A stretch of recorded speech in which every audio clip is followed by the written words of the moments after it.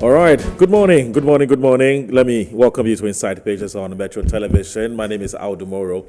Let me sincerely apologize for the late start of the show today. It's very uncharacteristic and very unusual of us. Typically, we start at 8 o'clock on the dot. But there's been, what I call some internal, hiccups. That's made it to start at 10 minutes past 8. And so I want to unreservedly and unconditionally apologize for the late start of the show today.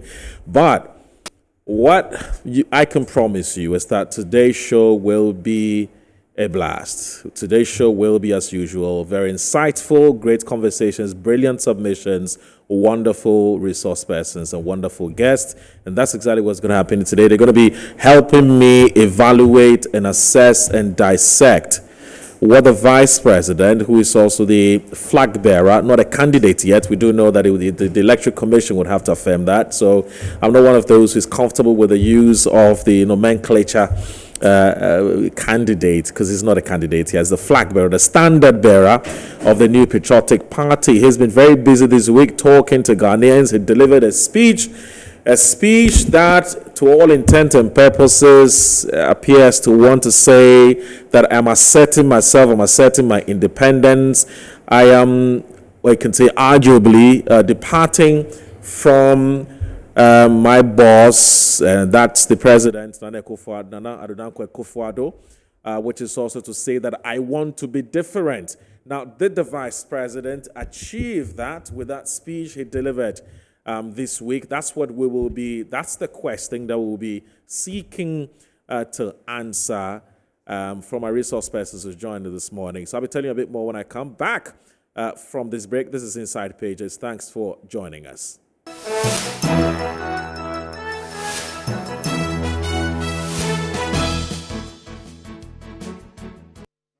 In the area of macroeconomic stability, a major goal of my government would be to attain and sustain macroeconomic stability with low inflation, low interest rates, exchange rate stability, and low budget deficits. In terms of prudently managing our expenditures, to reduce the budget deficit and interest rates, my government will enhance fiscal discipline through an independent Fiscal Responsibility Council enshrined in the Fiscal Responsibility Act 2018, Act 982.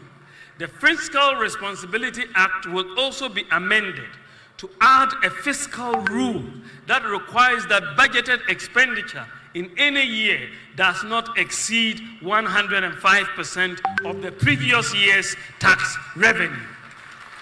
This will prevent the experience of budgetary expenditures based on optimistic revenue forecasts, which many a time do not materialize. Ladies and gentlemen, furthermore, my government will reduce the fiscal burden on government by leveraging the private sector. Under the two-term administration of my boss, His Excellency Nana Akufo-Addo's government, we have put in place many social safety nets like free SHS, free TVET, and so on. With all these social safety nets in place, my government will now focus on jobs and wealth creation by the private sector for all Ghanaians. Ladies and gentlemen, to move towards a cashless economy, however, we have to encourage the population to use electronic channels of payment. To accomplish this, under my administration, there will be no taxes on digital payments. The e-levy will therefore be abolished. Tax digitalization will be implemented across all aspects of tax administration. Everyone will be required to file a very simple tax return electronically through their mobile phone or computer. There will be no manual or paper filing of taxes under my administration. With cuts in government expenditure, the private sector undertaking expenditure that would normally be done by government, and the new tax regime, the flat tax regime, that will enhance compliance, broaden the tax base, and increase tax revenue. With these policies, the situation we are going to face in 2025 is going to be very different from the situation we faced in 2020 and 2022. With the policy measures implemented so far, we have outperformed the IMF fiscal deficit target of 5% by attaining a fiscal deficit target of 4.2% in 2023. The new policies that I am proposing to implement in 2025 will give us the fiscal space to eliminate some taxes, such as the proposed VAT on electricity, if they are still on the books, the emissions tax, and the betting tax, without compromising our fiscal deficit. Enhancing the role of the private sector, along with fiscal and administrative decentralization, improving our systems and the way our institutions function, will lead to greater efficiency, cutting waste and ensuring value for money in procurement. The move towards private sector provision of many public services would create the fiscal space of at least 3% of GDP annually. This represents a major paradigm shift. Additionally, an efficient system of governance will require even fewer ministers. I would have, therefore, no more than 50 ministers and deputy ministers. Ladies and gentlemen, to help our youth get jobs, I believe it is time to rethink the concept of the current National Service Scheme. My government will propose that those who, after completion of their education, can secure jobs will be exempted from national service. National service will no longer be mandatory, and students will have the option to decide whether to do national service or not. This will also encourage companies to go to the campuses to recruit annually. This time they don't go because of national service. This, along with other policies, will create jobs for the youth, including school dropouts. In collaboration with the private sector, we will train at least 1 million youth in IT skills, including software developers, to provide job opportunities worldwide. Tax digitalization will be implemented across all aspects of tax administration. Everyone will be required to file a very simple tax return electronically through their mobile phone or computer.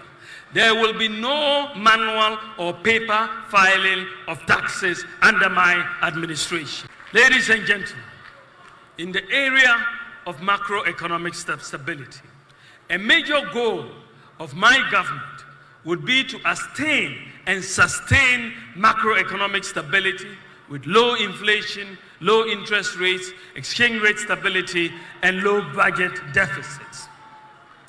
In terms of prudently managing our expenditures, to reduce the budget deficit and interest rates, my government will enhance fiscal discipline through an independent Fiscal Responsibility Council enshrined in the Fiscal Responsibility Act 2018, Act 982.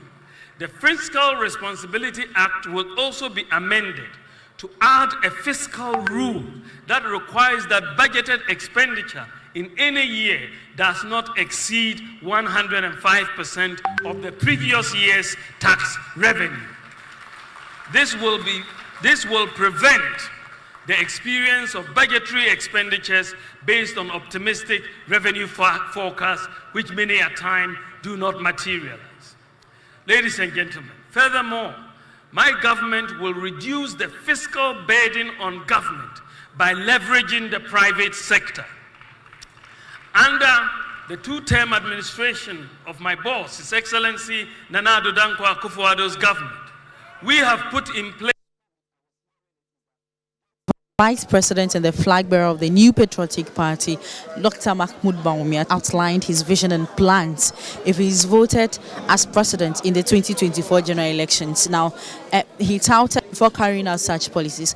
He explained that he was just the driver's mate, which means he is not the president at the moment. And so certain policies, he is unable to implement them.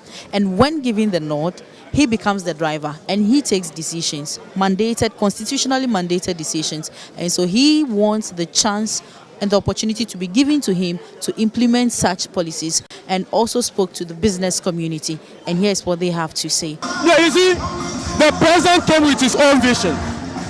The vice president's duty, like he mentioned, was a driver's mate to help the president to achieve his vision.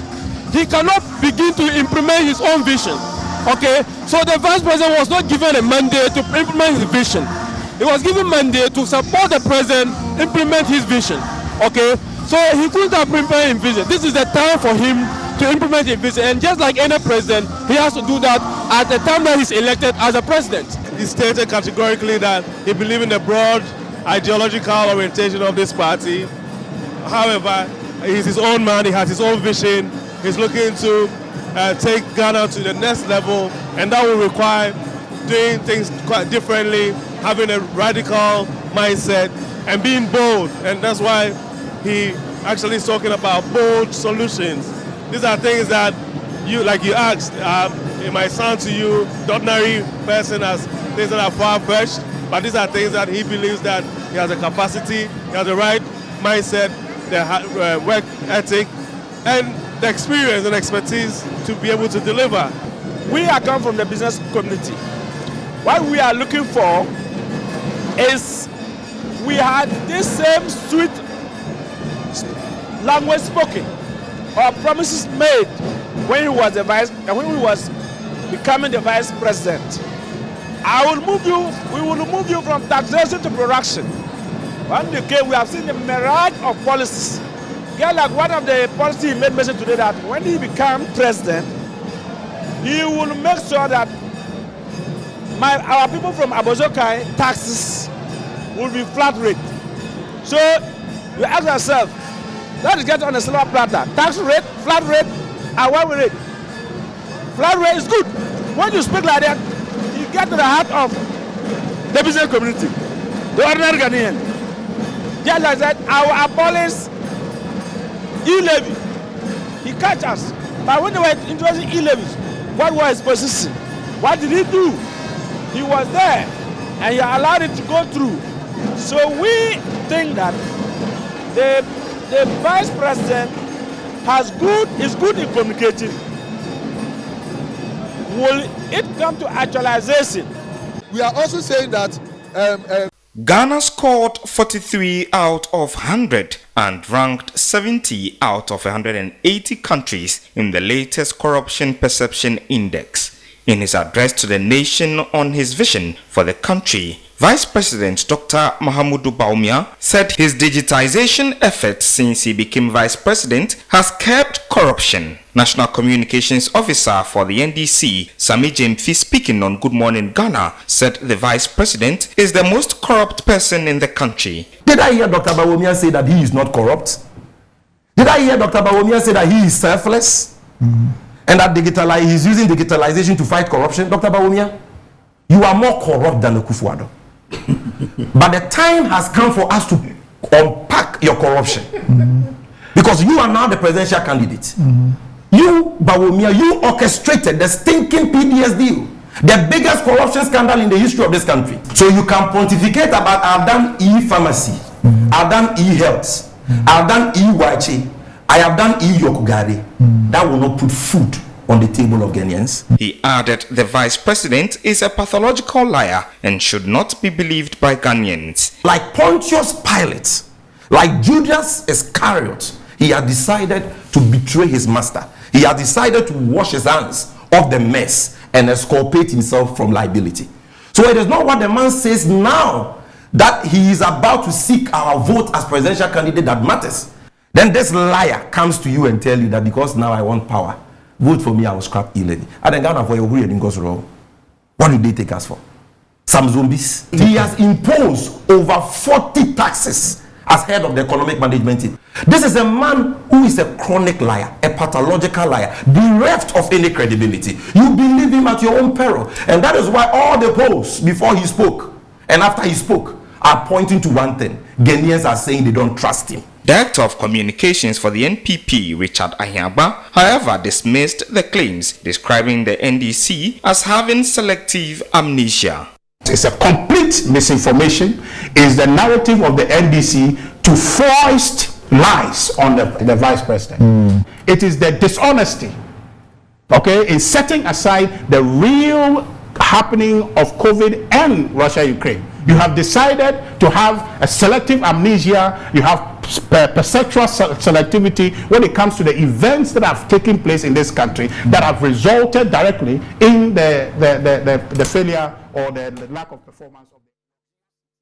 Well, so this is actually meant to set the tone for what promises to be a very interesting discussion this morning on Inside Pages. In case you just tuned in, thank you very much for joining us. You made the right decision because this is where Ghana talks. My name once again is Aldo Moro, and this morning, as I did indicate from the very start of the show, we are dissecting, analyzing, and taking a critical look at what the Vice President, who's also the presidential, he's also the flag bearer of the New Patriotic Party, has been telling Ghanaians as he outdoored his broad vision for the country and also been outlining step by step what he intends to do when Ghanaians give him, or should Ghanaians give him the opportunity to become president in this country. But you can also tell when you listen to that speech that it was an attempt by the president to say he wants to be his own man. But you can understand the context because, you know, obviously when he was elected, there was talk about the fact that, well, how different is it going to be from President Akufo-Addo? So you can tell from his speech that he's making an attempt to communicate to Ghanaians that I'm going to be different from the President Akufo-Addo. But that in itself has been greeted with all kinds of reactions, and we're saying that, well, that in a way betrays his boss. But there are also some who say, well, he needed to do that to show that he's going to be his own man. So it depends on how you look at it. Let me say that my resource persons for this morning, Dr. Tia Abdul Kabiru Mahama, his technical advisor, office of the Vice President. In fact, you heard him in one of the videos where he was actually telling us why he felt that event was hugely successful. Doc, good morning. Thank you very much for joining us. Good morning, Moro. It's a pleasure having you, sir. Thank you, too. I think it's a pleasure being with your resource persons as well. Right. Happy And also, to be here. right. And also, Alex Segbefia is the Director of International Relations, a man I have huge respect for, maximum respect for. He's also taking off his busy schedule, time off his busy schedule to join us. Mr. Alex Segbefia, good morning. Thank you very much for joining us. Good morning to you. And it's a pleasure having you, sir. Good morning to my colleagues, right. And more importantly to your viewers. Right, thank you so very much. And let me also say that I have Professor Isaac Boydie. He's also a first timer here on the Inside Page. We're hoping to see him more often. Professor Isaac Boydie, he's a senior lecturer, banking and finance, University of Professional Studies. Thank you very much for joining us, sir. Thank you. Yeah, thank you very much. And good morning to my colleagues and to your listeners as well. Thank you. And Mr. Kofi Kapito, a very good friend of mine.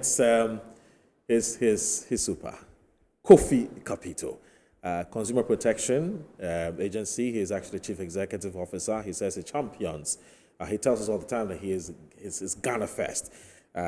So I wasn't really, surprised when I found out that apparently he's also a founding member of the Movement for Change. Good morning, sir. Thanks for joining us. Good morning, Moro, right. And good morning to wonderful.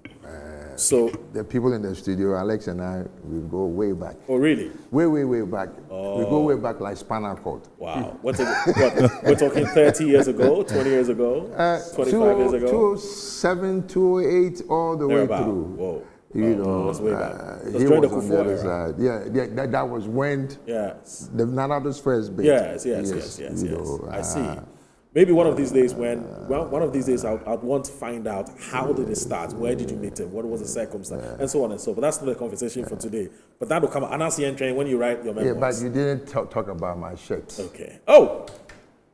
Kum apem apembaba. More this Thursday, Kumasi was fantastic, to be precise. Okay. Mesia. Yes. When the celebration of when 150 the years of sovereignty war. Yes.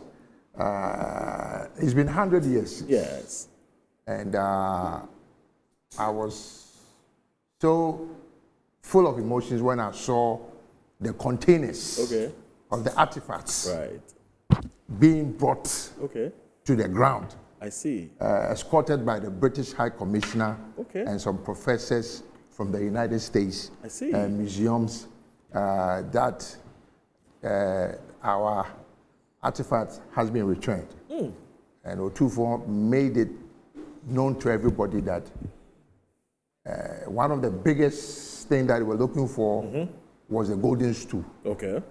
And unfortunately, being the Ashantis that we were then and we are still, we managed to hide the golden stool from them because the golden stool is the embodiment and the soul of the Ashantis. Absolutely. So there's a guy called Kwame Tua in the history of Ashantis. He went and the Konkonsa to the British people.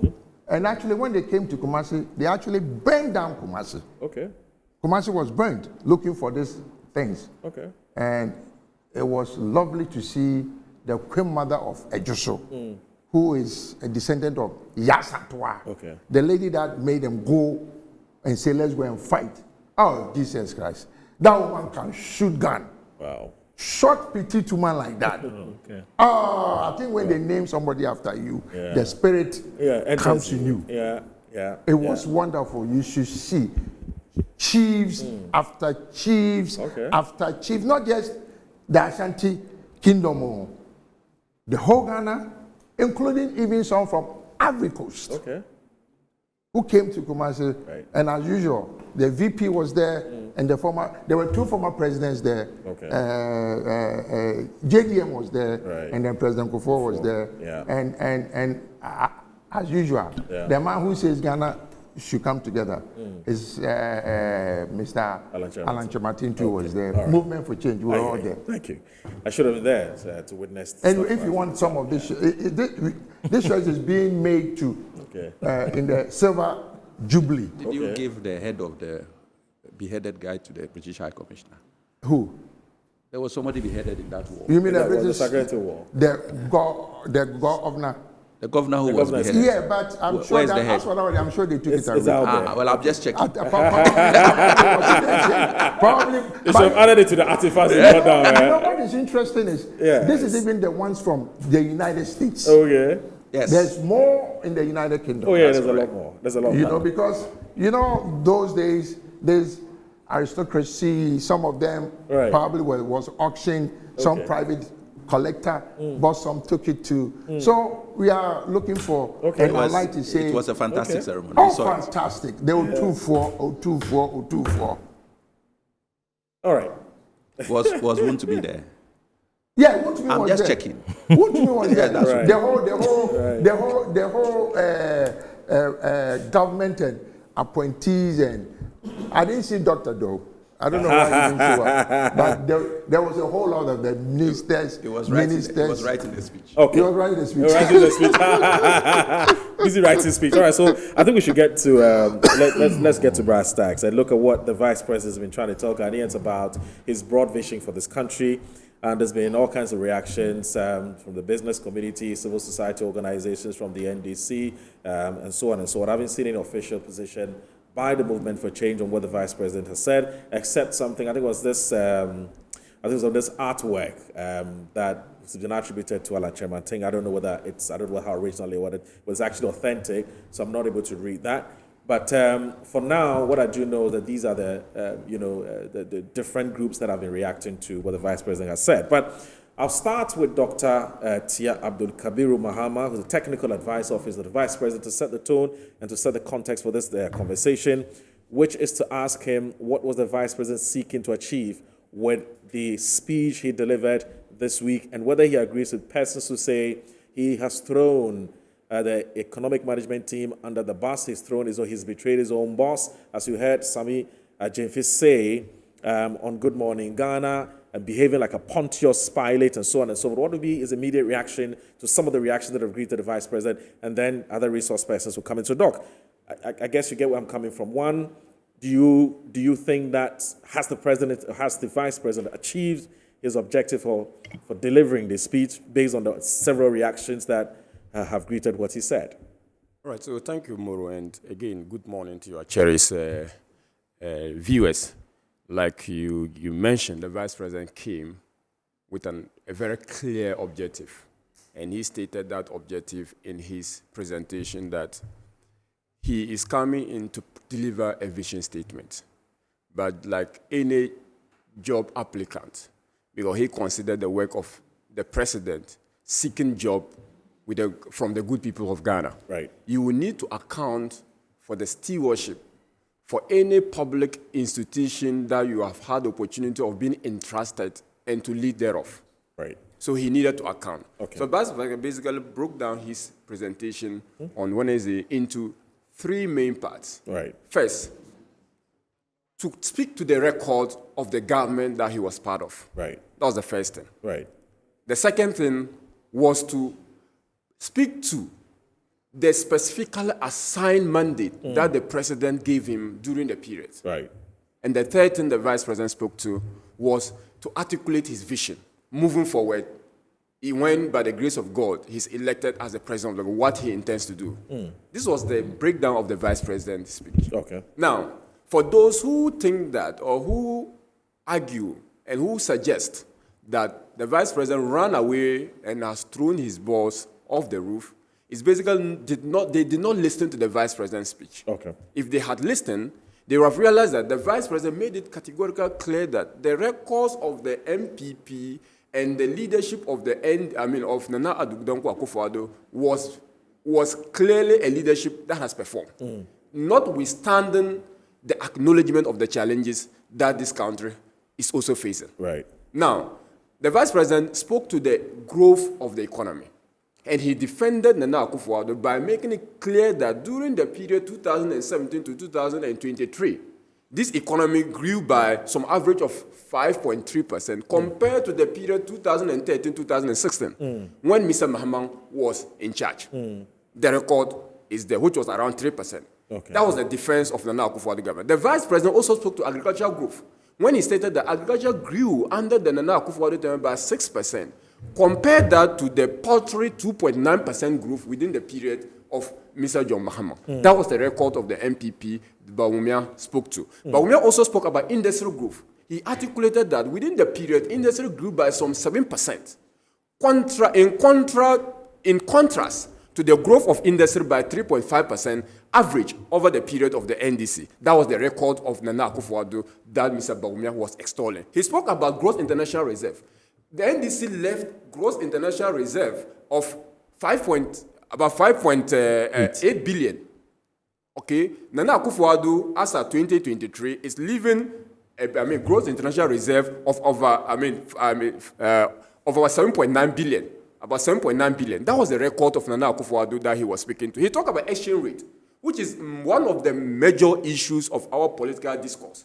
And even the vice president has been quoted severally on this exchange rate issue, that when you want to look at when the fundamentals are weak, the exchange rate, it will expose you.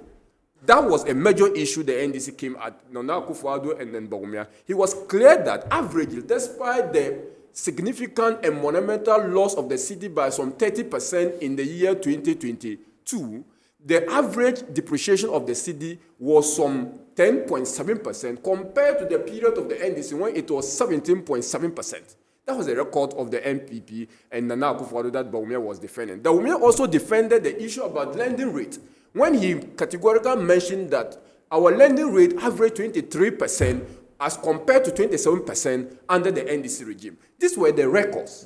Okay, he spoke about the cost of living, average inflation. He spoke about the fact that jobs were created. All this is testament to the fact that BAWUMIA was extolling the achievement of Nana Addo Dankwa Akufo-Addo. Okay. So that was the start point. Then BAWUMIA didn't even end there. He went ahead to specify that when he was elected with the president gave him 2 mandates to be the chair of the EMT. And by being the chair, it was supposed to be the advisory committee, sub-cabinet committee of the government. Now, his role was to chair it, to provide advice. The Bawumia never shied away from that, but he was very candid and said that he is happy with the quality of advice that was proffered. And one can say, how is he going to be happy? Then look at the records of the MPP compared to the records of the NDC. When we narrow the discussion as to whether Ghanaians as a whole are happy with the general performance, because Ghanaians expected more when they gave NDC, when they quick out NDC and gave MPP the mandate. So NDC may not be the yardstick for the general Ghanaian people, and when we want to run away from the Ghanaian may have genuine concern as to whether or not they are happy with the performance of Nana Akufo-Addo or not. But when you compare from the alternative, the government they took from, and believing that they wanted to do more, they did better than the NDC. That was the point. But he mentioned about also one significant thing the president gave him. You see, when he came to office, the president said, look, I want you to be in charge, apart from chairing and advising cabinet on issues of the economy and general governance issue through the EMT, I want you to also be responsible for the formalization of the economy during digital technologies. That's the digitization. People thought the vice president was running away from the economy and now a digital and IT expert. Far from that, the linkage. There is incontrovertible evidence that suggests that economic growth is dependent on digitization and your ability to employ technologies in order to pursue growth. The vice president was clear from that, and even he mentioned in his 2010 book, when he published about the monetary policy of Ghana, he was clear that in African countries, for them to grow, they will need to pursue digitization of systems. So the vice president accounted for that particular rule, and it was very clear that on the issue of unique identifier, where access to credit is incumbent or there's some kind of dependency on credit risks, on the ability to identify the creditors. The vice president mentioned that when he came to office, he was given the mandate to lead that. And through to the leadership, he has been able to deliver and to ensuring that at least many Ghanaians have the opportunity of being enrolled, and even announced that in March, newborn babies will be issued with Ghana card number. And when their biometrics are developed, then they will then capture their biometrics. The vice president also mentioned about property address system, where every single property in square meter has been identified. And even our rules, prior to this particular period, we couldn't identify properties. I'm sure every single one of our properties address, digital address, have now been part of our addressing system, thanks to the vice president, because it is the credit that goes to the president actually, but because the president assigned him that specific role, he needs to account as to whether he was able to come out sternly on his particular role. The vice president also mentioned financial inclusion. Ghana has 100% financial inclusion thanks to the leadership of the vice president, because he was asked to lead that. Okay, he talks about interoperability, mobile interoperability, where we can move money from mobile monies to bank account, from bank account and across network. This was not done prior to the coming of the vice president and the president. He spoke to that as one of the areas that he has achieved and one of the things that he was entrusted to deliver, and he delivered. He also mentioned about Momo penetration. When NDC left government in 2016, December, the total transaction in Momo was some 78.5 billion. Currently, some 1.9 billion transaction is done through Momo, thanks to the work that has been. And Ghana is the leader in this space, even amongst our peers in sub-Saharan Africa. That is a record that the vice president spoke to, and that is a record that he had to defend as something directly attributable to him. They talk about efficiency in public service delivery. Passport service has been digitalized. DVLA has been digitalized. We have paperless port system. We also have our insurance system being digitalized. Okay, the vice president mentioned about the birth and death registry having been digitalized, and people can now have 24 hours access to service or application for service. He mentioned about scholarship secretariat, where people hitherto will have to do manual application and even the requirement of a guarantor system. We attended a system where we needed 2 guarantors or 1 guarantor in order to assess scholarship. The vice president, through his ingenuity, ordered that the Ghana card should be the sole requirement of every student wanting to access student loan. And that was done. And that was through the ingenuity of the vice president. The vice president also mentioned about the Ghana.com platform, where local IT experts have been able to provide services to government, where every government service you want to pay for will have to be paid through that system. That is one of the ways the Vice President mentioned that it is being used to check corruption in the country. The Vice President also mentioned about health delivery.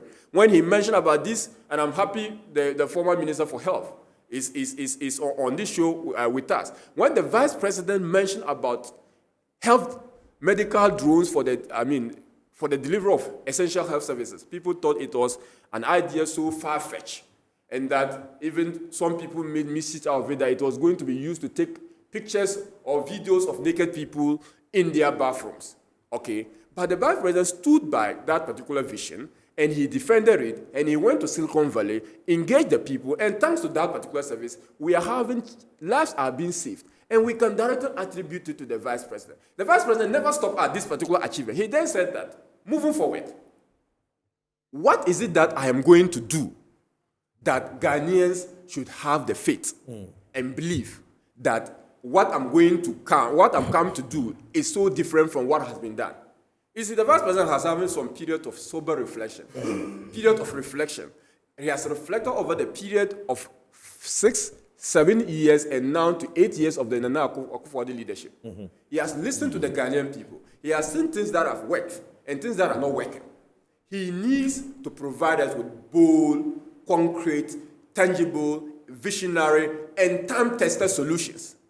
Solutions that we can look to and measure them, very measurable solutions. Solutions that we can actually place our hands on the metrics and ask ourselves whether or not they are attainable. Solutions that the market women will resonate with. Solutions that the spare part dealers will resonate with. Solutions that farmers will resonate with. Solutions that the youth of this country, especially moving to an age of artificial intelligence, solutions that they will resonate with. Solutions that the agents of our Ghanaian economy will resonate with. Solutions that women and children. Solutions that, when you look at the broad spectrum of our economy, that every single facet of the Ghanaian life, every single component or sector of the Ghanaian populace will have a reason to believe that Mr.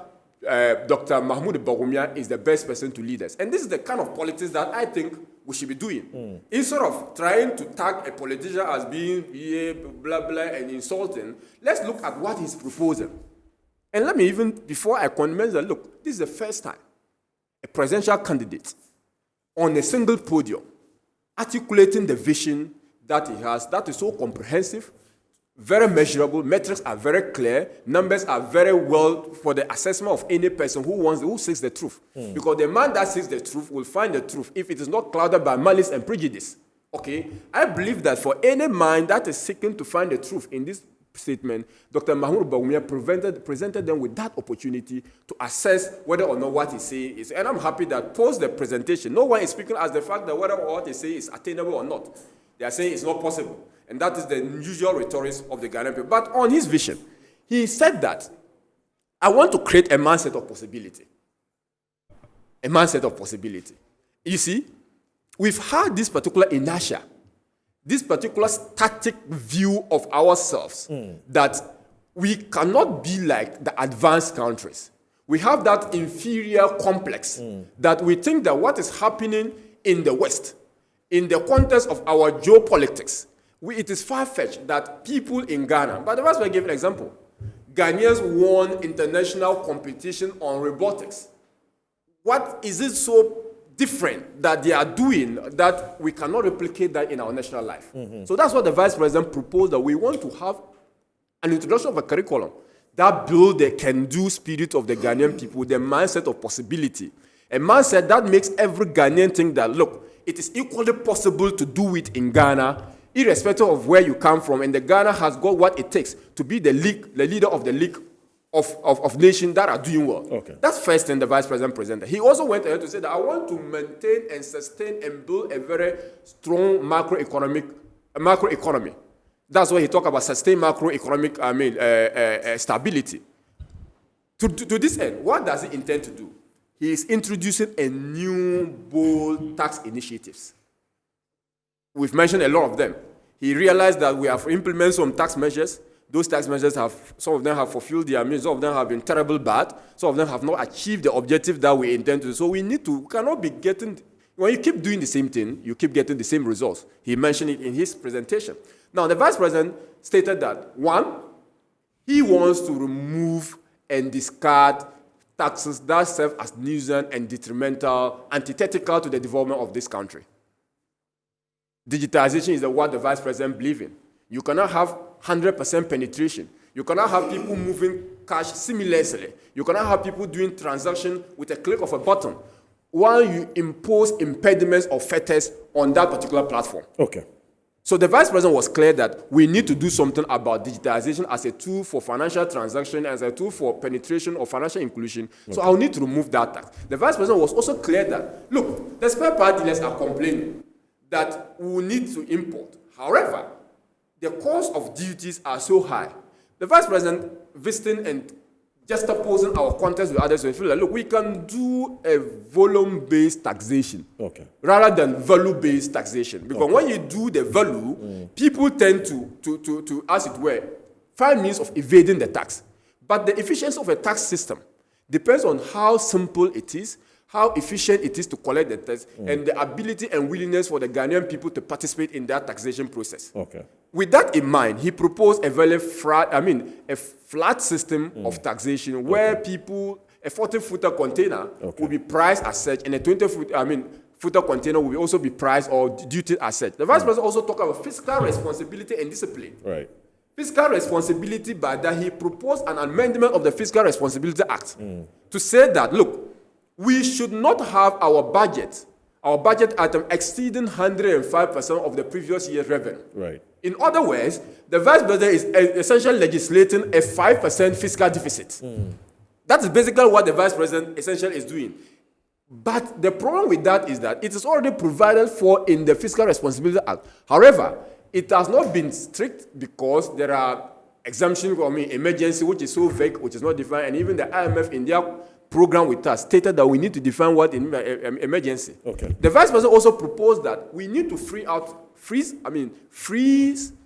capital or revenue by making private sector to participate in our revenue, in our government. I can appreciate where you're coming from, which is to basically repeat and to reiterate some of the things that the vice president has said. Unfortunately, the time won't allow us.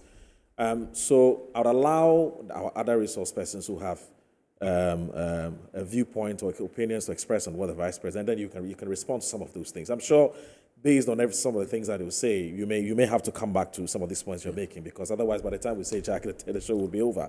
But just in case you just joined us, this is Inside Pages on Metro Television. That's Dr. Kabiru Mahama, a works technical advisor at the office of the vice president. Making a case for why the vice president's speech in substance is something that Ghanaians must take seriously. Unfortunately, there's just too much to say. He may not be able to say everything. You may want to go online and grab the speech and read some of the content. But we will take specific issues and then get him to address some of those issues. But one of the questions that I would like to ask you, after I go to Mr. Alex Obefi and the rest of the other resource persons here, which is that, how does it make the vice president look when he says he's proud of the quality of advice that he gives the president, and yet the same vice president tells, I want to assume that he's told the president that, look, e-levy is a bad idea, let's scrap it. Why hasn't the president done it? I would assume that he's told the president 15% VAT on electricity is a bad idea. The president hasn't done anything about it. I'm sure that he's probably has told the president, I'm just logically deducing from everything that you just said. He probably has told the president that the emission tax is a bad idea. Let's scrap it. The president hasn't listened. So then, how then does he in one breath say he's proud of the quality of advice that he gives the president when the president is not listening to him? Then there must be something wrong with the quality of the advice that is given the president. So something that I'll lead you to come back to. And then raises the question of why can't these things be done now? Why must he become president before he does those things? So I'll come back to you on that question. But Mr. Alex Abofia, were you impressed when you heard the vice president, the flag bearer of the New Patriotic Party? What are your thoughts? Mauro, I'll indulge you because actually you've allowed my friend to talk for almost 24 minutes. I know. And the truth it's of the matter is there are four of us. Yes, so if you even break it down, the show is over. Everybody will speak what I they agree have with and you. we go away. I agree with you. But I'll indulge you. Right. Because actually, Everything he said, we've heard. We spent 2 hours listening to that yesterday. And yeah, I was expecting him to expand on certain areas. Right. I get that. But he was just reiterating. And, you know, let me start by saying that if you stand in front of a mirror and keep saying, oh, I'm handsome, or I'm beautiful, that is not a true measure of you. It's what people will say about you, whether you are handsome or you are beautiful, that matters. Then some will even take it further and say, oh, these are all superficial. Let's look at the inner beauty. Right. And so they now want to see what type of a person you are and how you which is substance, as against form. Exactly. And I think Dr. BAWUMIA fails on all fronts. How so? He is singing his song, which he has continued to sing for all these years, and keeps praising himself in his mirror, that I'm the best thing since fried rice. And now he's being exposed. It's like the king is naked, but nobody is telling the king that he's naked. And he's walking around, and people are saying, your dress is nice. Your dress is nice. Dr. BAWUMIA, your dress is not nice because you don't have it on. There's no clothing. Let us look. The very basic issue about the speech is that MPP have failed. It's an admission.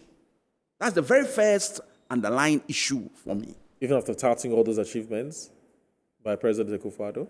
What you promised after your achievements in that very same speech tells me that you have a problem. Is it now that you know that e-levy is not good and that you're going to remove it? Is it now that you know emission tax hasn't got a place and it has to go? Bed tax. Bed tax. Why? You are head of the economic management team. You are at the heart and center of government. Forget economic management. You are the vice president of the country. Is it now that after touting all these promises and saying that all achievements, that you are now coming to remove things which we have been saying from day one should not have happened? And so for me, it's a tacit admission by Dr. BAWUMIA that the Nana Akufo-Addo BAWUMIA government has failed. That is the starting point of the whole speech. Now, how does he distance himself from everything? At one point, you want to take achievements. On the other hand, it's not your fault that things have gone wrong.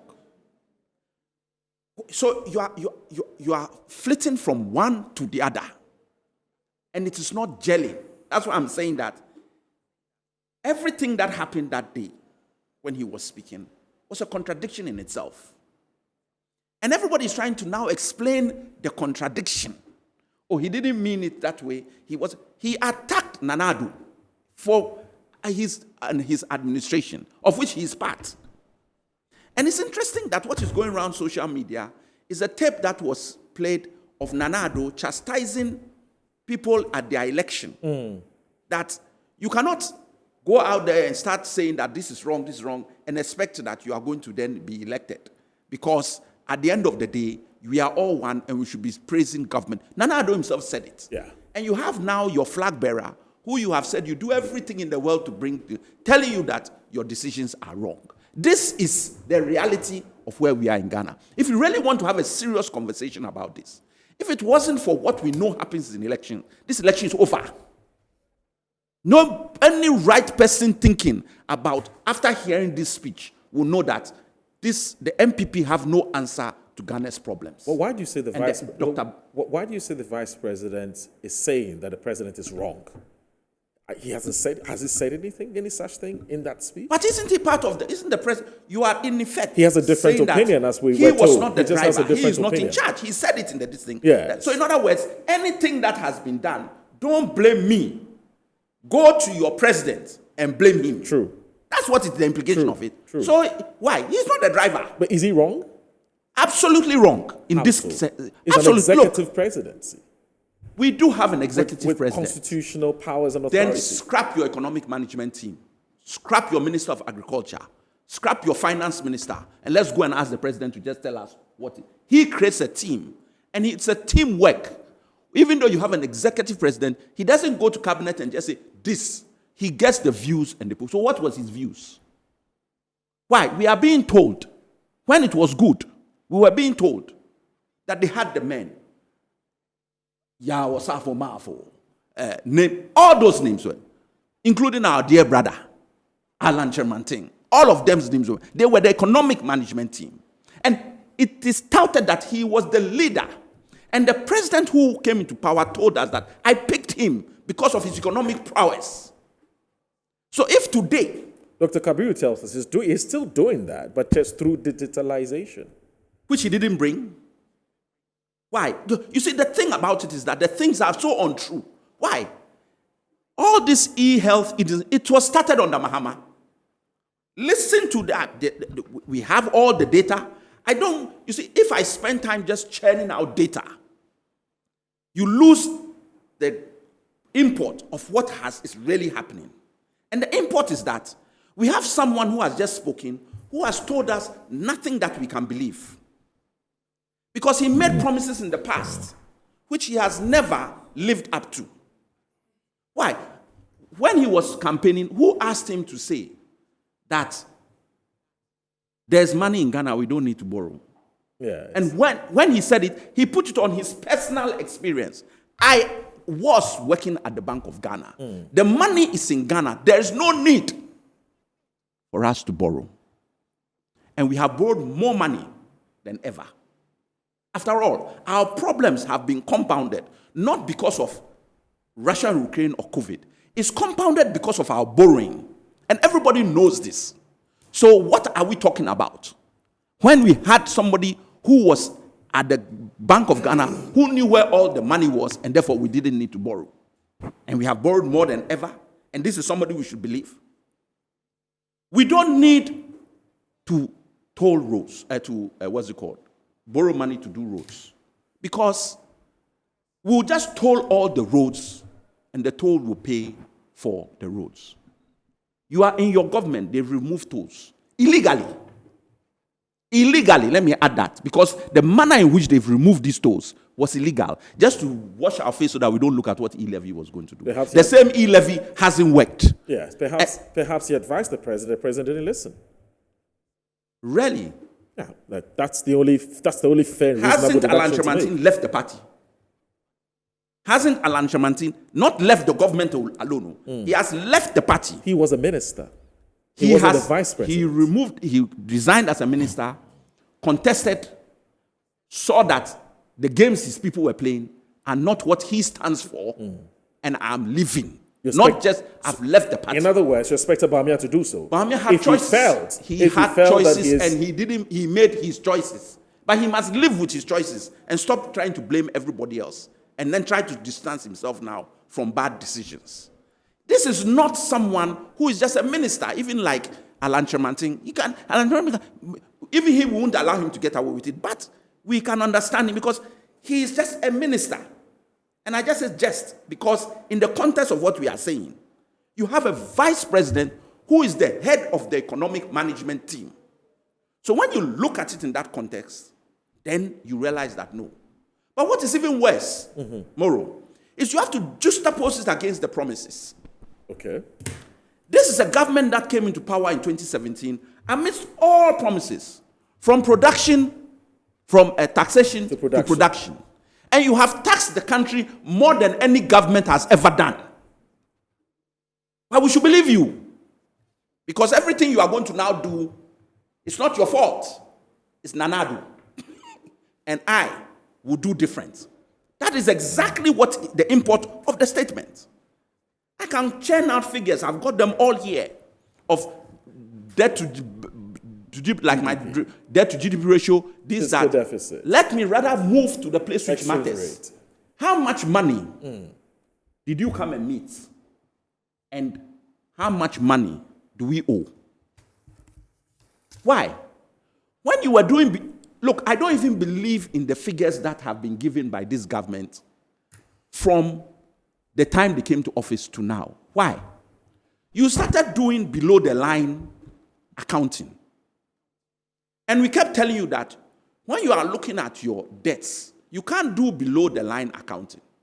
Even if you get away with it for one fiscal process, it must feature by the next one. Right. You refuse. And that explains why our budget deficit, when we hit a rock bottom, we got to 104 or 105% of GDP. So all the figures that they are churning, that happened. You mean debt to GDP or budget deficit? Debt to GDP. Yes. Debt to GDP was 104, 105%. Right. Why did we get there? And the debt to GDP ratio has an effect on everything else that we are talking about. Absolutely. Then you start talking of actual figures when it matters, and then you run to percentage when it changes. Why? If you have 2 and I give you 1, that's 50%. If you have 10 and I give you 4, it is 40%. But in real terms, 4 is more than the 1 that I've given. True. So sometimes you have to look at the real figure and not just the percentage. Yeah. So when you are talking of exchange rates, be careful how you play with it all. Because we are 3-point-something% when we left, 3-point-something to the dollar when we left. Yeah. You are 12-point-something, and at one point you reach 15. So the exchange rate, there is no way to hide, especially when you said you had arrested it. So where's the arrest?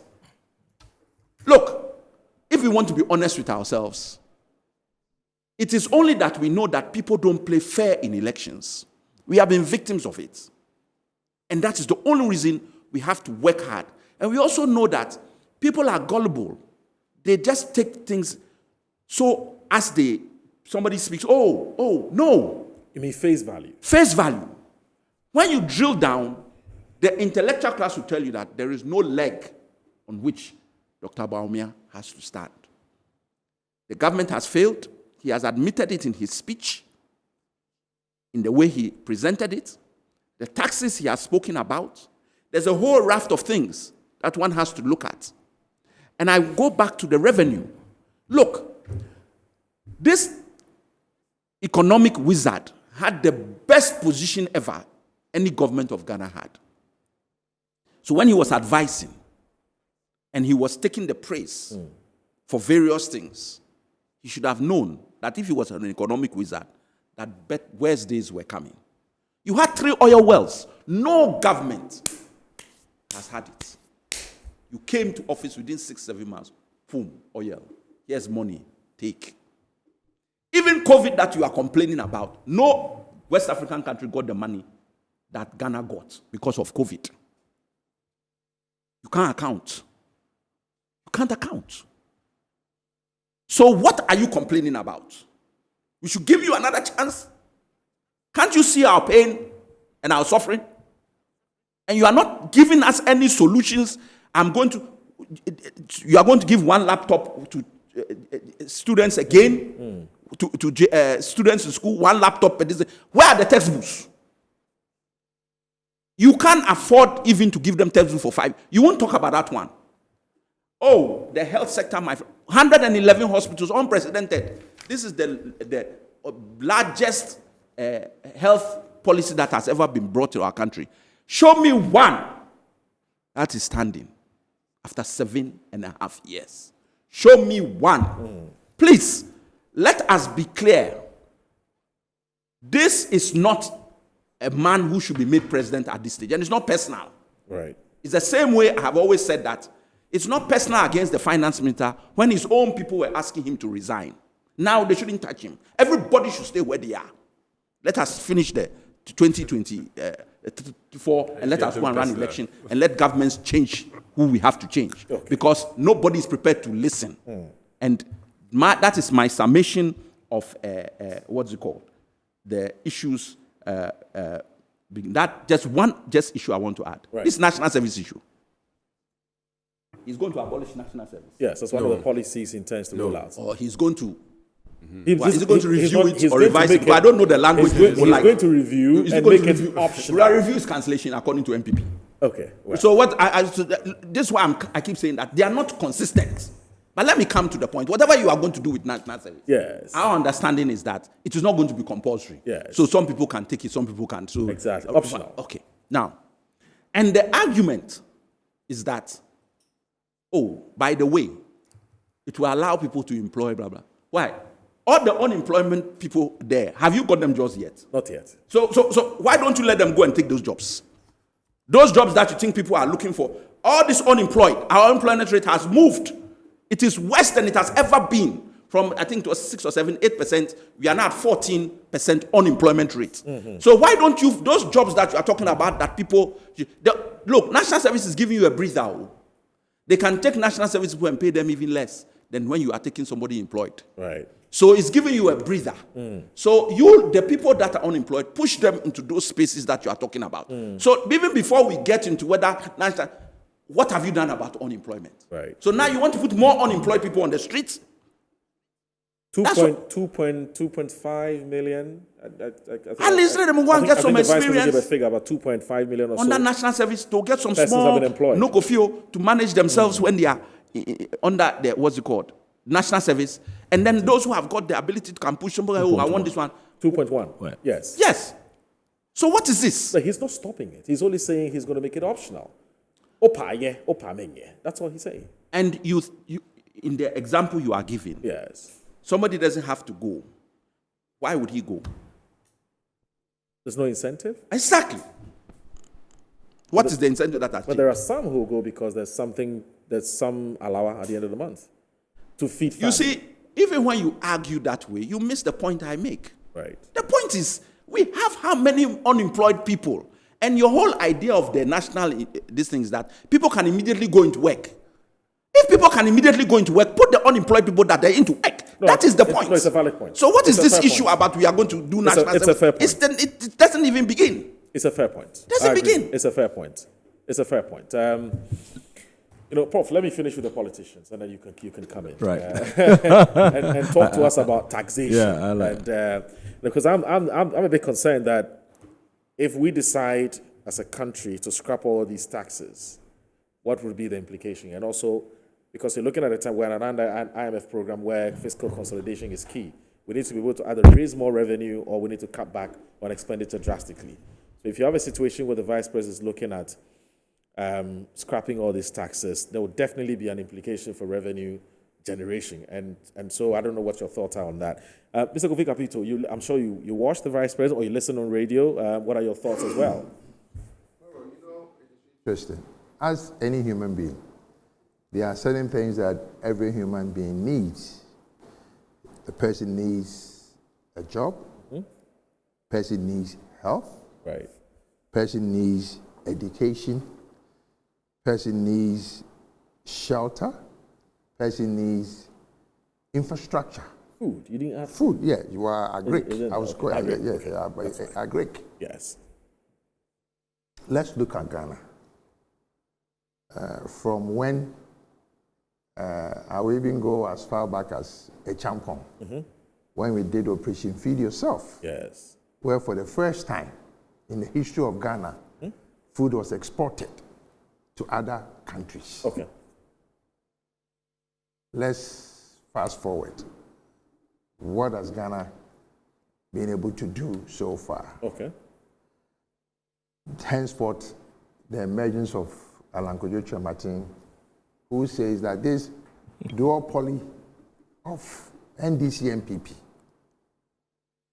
that most of the time seems not to look at the national development policy or programs, but they look at the party's manifestos. In a way, party manifesto could also be taken out of the national development plan. But the question is that what happens when the parties are given the power? And that's what the vice president talks about, taking a second look at the constitution to make sure that we have a national development plan. We do. That is incumbent on every political party. So you actually craft your manifestos based on what the national development plan is. Let me explain. That's just to say that it featured in his speech. Yeah, other jurisdictions, right? It's not even about manifesto. Right. It's about the campaign promise. Ghana will promise everything under the sink. And that is the problem of the political parties. They promise to do everything. But in other jurisdictions, you see them, I'm taking 2 major issues, 3 major issues. That is my campaign promise. Because I cannot do everything. But in this part of the world, this is the only country that when there's a change of government, even acquisition or possession of public toilets, it becomes a fight.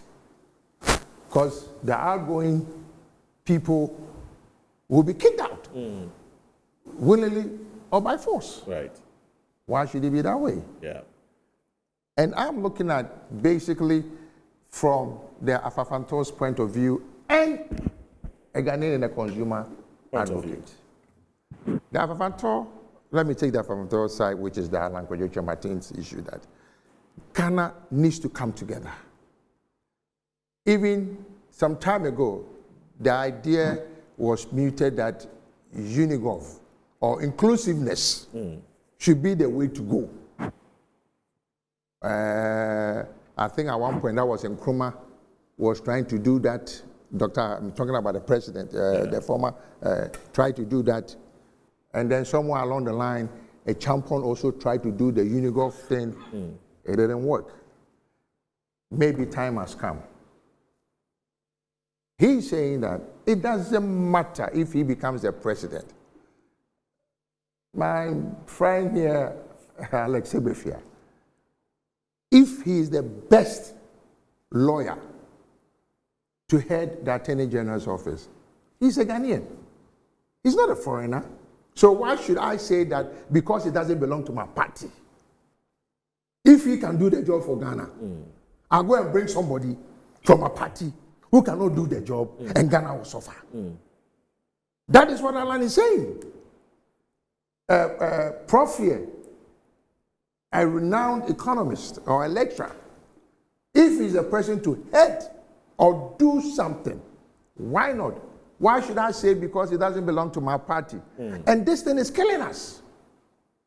If you see the exchange between Dr. and Alex, it's obvious. And I don't blame them because it's been like that for some time. But we need to change it. We need to look at how Ghana is going to move forward. That this is Ghana. It doesn't matter whether party A, party B, party C.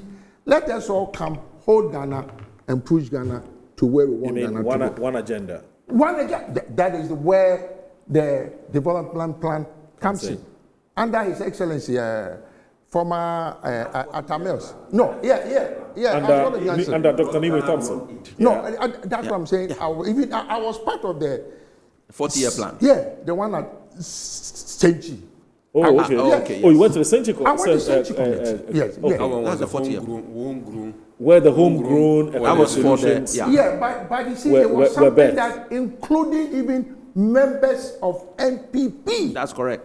Yeah, well, because this man was the name. Mr. was there. Yeah, Mr. Kwame Pieni was there. No, it's not Kwame. Okay. Kwame Pieni is a national. Osafo Mafu was there. I think there was a few NPP people who were there. Yeah. That we came up with a plan to say this is the way we want to move Ghana for the next 40 years, headed by Nimoy Thompson. Yeah. What happened to it? We give campaign promises. We don't even fulfill the campaign promises. As we all see that the Agenda 111, which is wonderful. Who wouldn't want to have a hospital in their district? In their district. Okay. I mean, ask the people at Salabadi. How are they faring now? They even have a rotten hospital. But they were still going there. You break the hospital down, they don't have any hospital, any clinic or whatever. Where do you expect them to go? Time has come.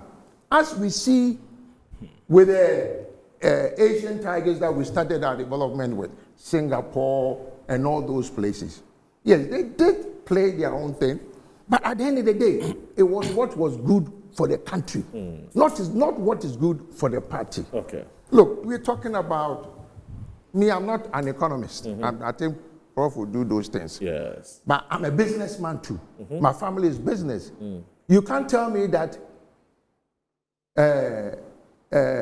what you call it, 16 years ago or 13 years ago, if I was spending 40,000 to bring a container in, and it's the same city that I'm going to change, and now I need to change more city. You are worse off. You're worse off. But before you even come in, let me just say, those of you who are calling the number, the phone number we have advertised on the screen, please don't stop calling because it's not meant for you to call. Actually meant for you to send a WhatsApp or a text message. I beg you, stop calling. It's 0249 155 646. 0249 155 646. Just, text us your viewpoint. What you're thinking. It could be you can agree or disagree with the resource persons, but it's about the vice president's speech essentially and what you make of it. Thank you very much. So please stop calling. Yes, please come. I'm worse off. And that's why I say that, one day I told some economists that, look, Master, your micro, when you go to the World Bank and the IMF, when you say that the man on the street, he doesn't give a damn.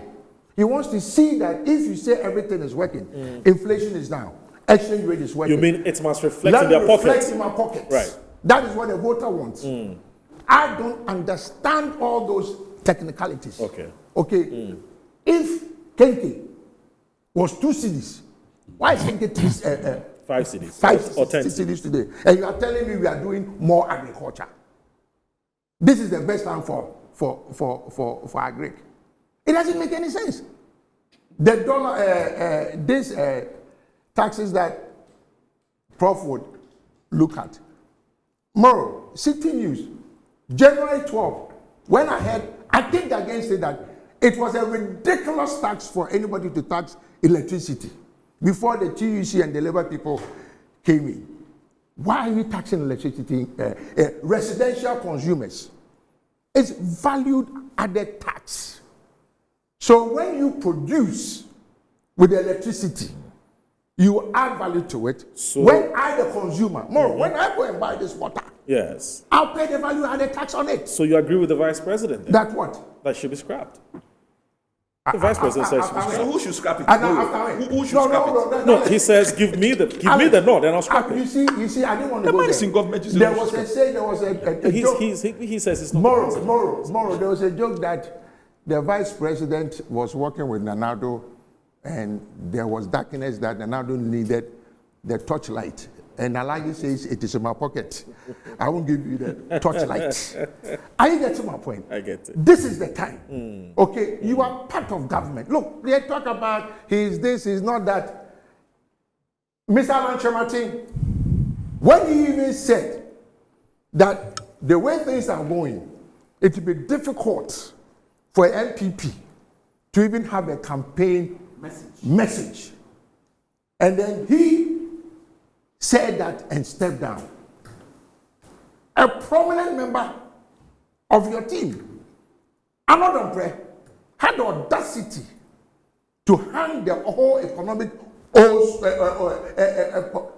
problems on the neck of Alan Chemati, saying that, he was the chairman. Then later they said it was a committee that he was the chairman. And then you are the chairman of the EMT. In fact, it was actually that triggered the president's speech that why would you want to critique our own policies and programs because you're part of a team. It was actually based on that Alan comment that made the president critique. Do you recall? The president was being prophetic. You remember the president? Derek, if you have that tape, you can play. You remember the president coming out to say that why must we allow our internal competition to degenerate into a situation where you are critiquing your own party policies? The president was actually criticizing Alan. So I'm making your point for you. That's what I'm saying. Yes. But that's the best thing. They say if the frog comes from under the water and tell you that the crocodile is dead. But here's the question. Does the fact that the president, the vice president would want to go a different path, a tacit admission that this is wrong necessarily? Is that what it is? Not getting my or point. It's just a difference in opinion? Listen. There are some taxes that if he says you scrap, I agree, like I said, e-levy on electricity is ridiculous. If you ask me, it's stealing from the people. But you say you should do it now. No. You're not getting what I'm saying. He needs to scrap it. That's what I'm saying. Okay. I spoke against it. Emission tax. Why are you asking somebody who has a brand new vehicle to go and pay emission? In other jurisdictions, do you know how emission tax is done? Emission tax is done based on the polluter. Even the factories, even China, today is the world #1 polluter. They say they won't sign on to the agreement. So it is a fact that Africa, we pollute the less. 3%. We can even do double and nothing will happen. No, we are even allowed to do a carbon buyback program where the polluters would, and then you come and tell us, look, their own government, I applaud them. They are assembling vehicles in Ghana, Volkswagen. Which of the Volkswagen plants are producing electric cars? Not yet. Look, in other jurisdictions, the reason why they say go and buy an electric car, there's an incentive for you to buy an electric car. Okay. But Ghana, you are taxing duties on vehicles. Moreover, this is nothing new. Yeah. As far back as 2000 and what's the registration of my vehicle? 2018. It depends on which of the vehicles. No. Because I've counted 10 so far. No, You're talking your vehicle. But let me make my statement. Yes. Okay. 2018, Alex, I brought a vehicle in. Yes. I bought the vehicle in a showroom for $9,000 US. Yes. The way we have allowed something called the commissioner's value, they are stealing our money. Moreover, a car that was 9,000, I paid a duty of 14,700. It is ridiculous. There is no commodity that the duty should be more than the commodity, except in Ghana, on vehicles. Because do you know how they do it? The car is made in, we are in 2024. Yeah. Alex, if you buy a car made in 2026, when you bring the car into Ghana, officially, and that's what I don't even get from what the SEPS people are doing. Yeah. They have something called the Blue Book. The Blue Book has the values of all vehicles, even accident vehicles, condemned vehicles. And it has the prices for the new vehicles in there as well. Okay. So even if you don't believe my invoice, and it's the same Blue Book they use to calculate the new price. Benchmark values. Yeah, well, that is what you are not producing anything. What are you benchmarking it against? Okay. Alex, the most annoying thing, they will tell you that the car that you said you bought it $10,000 in 2016. If they look in the same Blue Book value, that car when it was made in 2016 was $80,000. So they take $80,000, not the $10,000, which is the depreciation and everything that they know. Then they will tell you what the duty on $80,000 will give you a discount of whatever depreciation. By all means, the duty will be more than the vehicle. Okay. Look, there are so many things that has to. The movement for change, we are saying that industrialization. As when they came, they promised that they are going to move from taxation to production. Yeah. You know this 1D1F thing? Yeah. Which was something that Mr. Alan Kojoche Martin was one of the people who actually embarked on. It was easy. Alex, you are from the Bota region. If you are the number one producer of, let's say, pottery, all government had to do was, Alex, come. What do you need? Oh, for me to grow, I need machines. I need this. Okay, then, because you're already established, take the 1 million, infuse it into your business, let it grow. What we expect from you is hire 100 people, pay the taxes, and then we will go. Even a champion tried to do it with some Ghanaian business, the Kowus, the Tata, and all those things. Korea, as we speak today, that is what they've done, that Samsung, all those people are now family-owned businesses, but started by governments. All right. And I was expecting my former party that believes in building the individual, letting the individual grow, will not see that. And what did they do? It became a chronic thing. If you're going to give me 100,000 for me to start a business all over, Alex, I will get the land, I'll get the machines, I'll get the vehicles. before I can even start production, I've spent half of the money. But if I was already existing and had the infrastructure, half of that money will not go to waste. So all I'm saying is, we are saying that let's bring every Ghanaian on the table. The most important thing for any young man in Ghana is employment. Right. Once you are employed, that makes us, even when we travel to the advanced countries, we become somebody that we can even remit home because we are gainfully employed. Not to give a student who just left the university the option of not doing national service. No, it's not even that. The national service, I don't want to go there. Do you know why you do national service? It's like how some other countries do that. Every 18-year-old person should enlist in the military. You are serving the nation. And then we have paid for your education. The government has paid for your education. And then the same government is telling you that after paying for your education, don't bring me anything back. Then you should do full fees. Look, I have 2 grandkids at the university. One is at Legon, one is at Tech. I'm a fee-paying parent. Yes. But guess what? They are still supposed to do national service.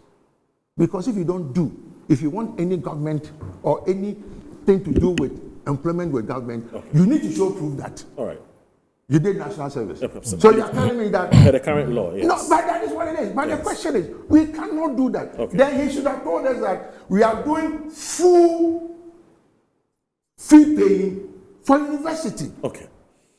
That's fine. Let me go. Let me bring in Professor Isaac Boyd before I bring in Dr. Kabiru again, because I noticed Dr. Kabiru was writing quite copiously especially when he needs more people.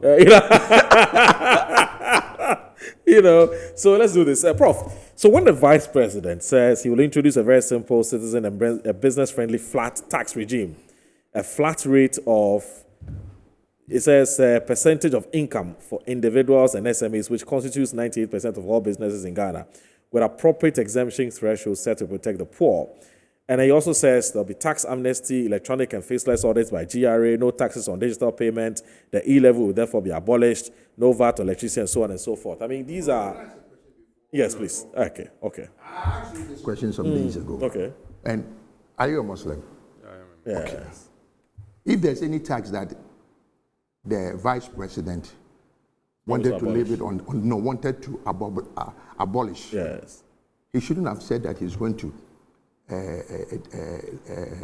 abolish bed tax. Abolish bed tax. Why? Because listen, do you know why we allow people even to gamble? Gambling. There are 3 vices: smoking, drinking, and gambling. Which every society. No, hold on, let me finish. Capito, there's a 4th one you don't want to talk about. It affects you. Oh, the 4th one, even God said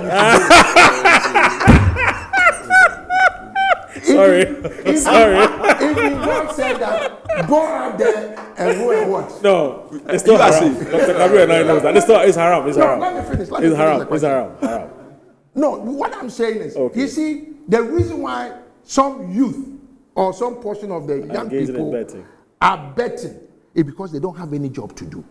And they see that as their source of revenue. Yes. So if I'm not working and I've managed to get some 5 cedis and I've gone to bet on Liverpool, and Liverpool has won, and I want 1,000 cedis, why should I give 100 cedis? So what's the question now? The question is, hold on. That's what I say. No.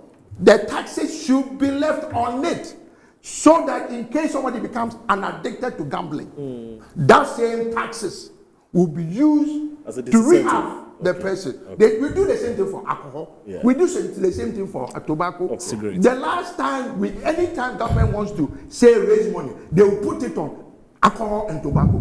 Why are you not putting it on betting? I'm for taxing the betting so that it would reduce participation. All right. Off. And then especially somebody whose religion frowns upon it. Yeah, so I've given you a list of. I've just run you through a list of things that the Vice President. Right. I'm a bit concerned about its impact on revenue. That's if indeed it happens. I don't know where you come. So first of all, we'll talk about the flat VAT rate. What's the Vice President saying? Yeah, well, I think good morning to our viewers again. Moro, can I have a bite on the sure, the speech? Yeah, sure. Then I can Your come general back thoughts, to right? general thoughts Okay. on it, just a small. Let me start with this. A few negative remarks that I can give during the speech. In fact, I was there because we hosted it was because you by the university. So I was sitting there, so I listened to the vice president. Okay, attentively. Yes, before the events, after the events. One has to do with logistical, operational related issues. Okay. Before the event, I'm sure the venue happens to be too small for the party faithfuls. Okay. On that occasion, and I'm sure the organizers in the future should look for a better venue to organize and get that crowd. Spacious place. And then one happens to be the issues after the event. And sometimes when you have calls from some radio stations, they will ask you, please tell us the percentage of the speech.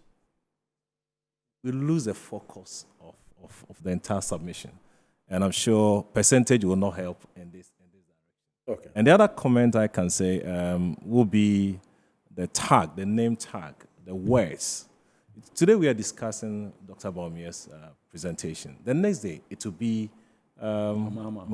Mr. Mahama. And we have to be very careful. Yes. So, I'm sorry. So you'll be telling us when Alan will be. So we have to be careful. The words that we pathological liar, a fraudster, rubbish, everything that no, it shouldn't be. Okay. From where we sit, we speak to figures, we speak with facts, and that's very important. Let's come to the meat of the.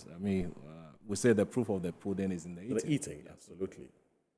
The vice president has been a victim of his own woes. If you ask me, he's been on the heels of the previous administration over the years, and we all know he's been quite active vice president of this administration for years, and therefore, when he stands and is talking, the whole world, or the whole Ghana will view on him. That is normal because that's what he does. I listened to him on that day, and I must say, he means well for the country.